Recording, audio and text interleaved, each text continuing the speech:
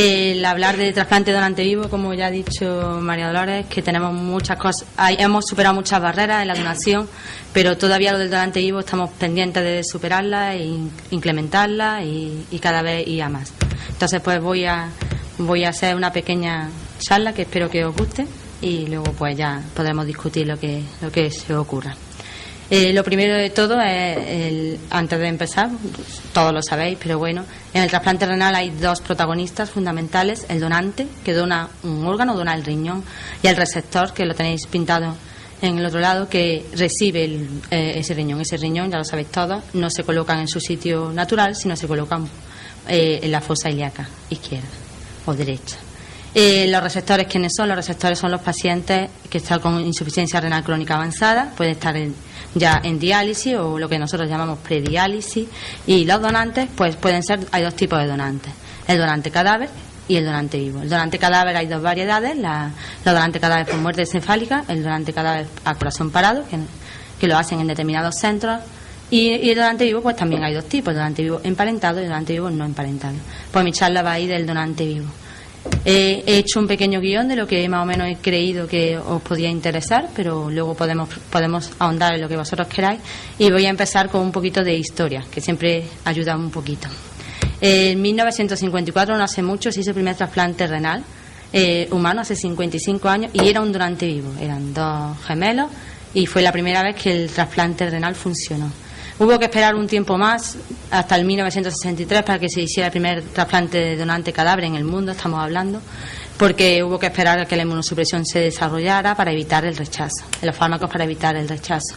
En Córdoba, ¿qué pasó en Córdoba? En Córdoba, un hospital muy joven, que se inauguró en 1976, pero en 1979 se hizo el primer trasplante renal en Córdoba.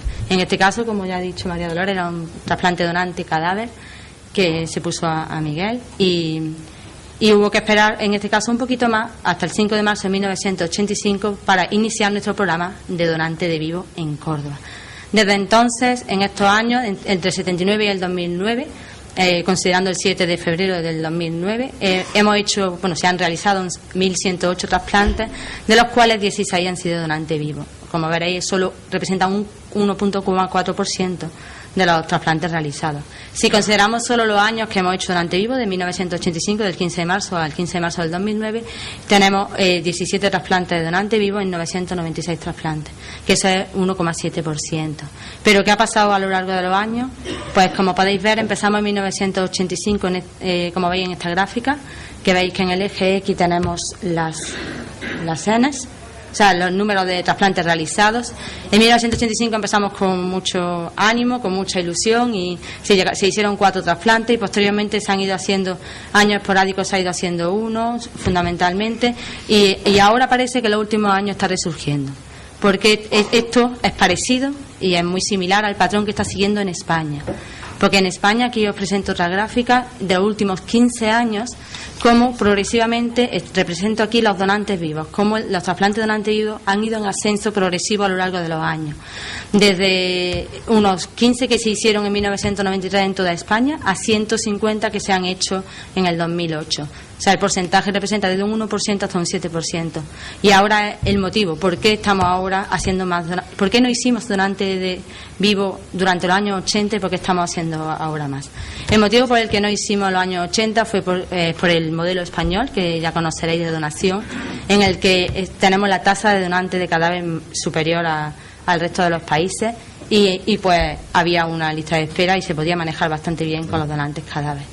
Pero surge una necesidad ahora con el paso de los tiempos, y es que aunque la tasa de donación, como he dicho, es superior al resto de los países, y también tenemos una cosa muy buena que ha dicho María Dolores, que tenemos una ley que nos protege, una ley de trasplantes que evita la picaresca, evita el abuso, evita, como pasa en otros países como en India, por ejemplo, la compraventa de trasplantes, evita, como pasa en China, la utilización de órganos de individuos condenados y ejecutados. Tenemos todo muy regulado, todo eso es lo positivo de España, pero ahora tenemos un déficit de órganos. Eso lo había oído ya más de una vez, que a pesar de que lo estamos haciendo las cosas bien, pues nos faltan órganos para poder seguir trasplantando. Aquí os presento otra vez el trasplante. Las barritas grises son los trasplantes que se hacen, y si veis los últimos años se han quedado en 2000, 2200, 2100, 2200, se han quedado un poco estabilizados. Y en azulito tenéis los donantes cadáver, y los últimos años, los 4 últimos años también se quedan estabilizados en 1500. O sea, son unas cifras importantes, pero estamos estabilizados. La barrita verde que no veréis es la que he contado antes, que de 15 hemos pasado a 150 de donante vivo. Entonces tenemos una necesidad, un problema de donante, un problema de órganos. Entonces necesitamos aumentar los órganos, y con eso surge impulsar un poco más el donante de vivo.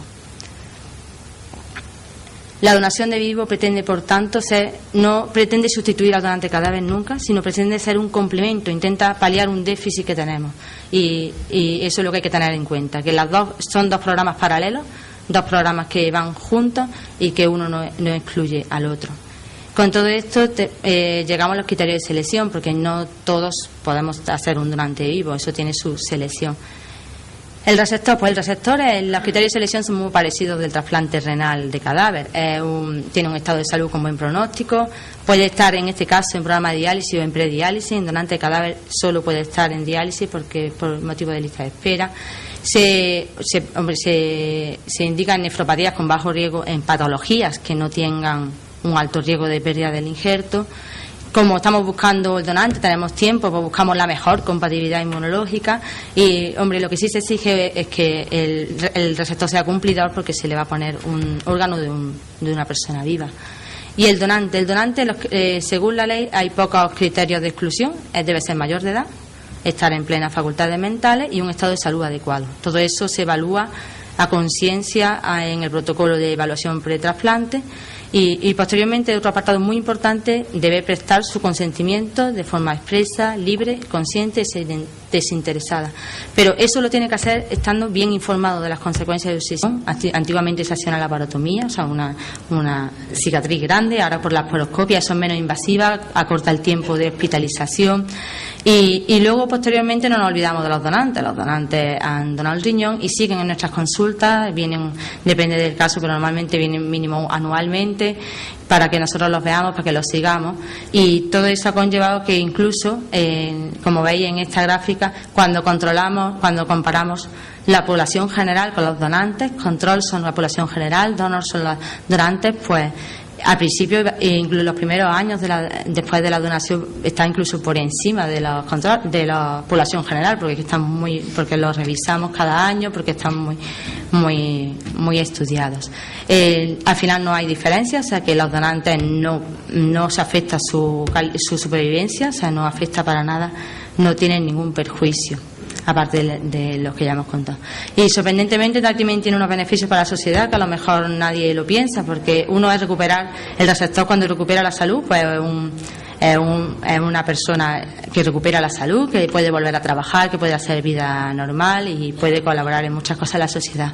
Y también tiene un beneficio para el resto de los pacientes, porque la lista de espera, y si uno se trasplanta de donante vivo, pues es uno que se quita de la lista de espera de donante cadáver. Entonces, pues eso también tiene su influencia.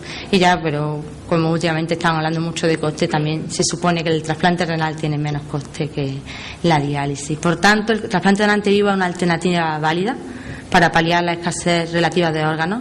Y sobre todo para contrarrestar, porque el cambio evolutivo de las características de los donantes fallecidos, es decir, porque los donantes fallecidos cada vez tienen más patología, y aquí pondríamos órganos con menos patología.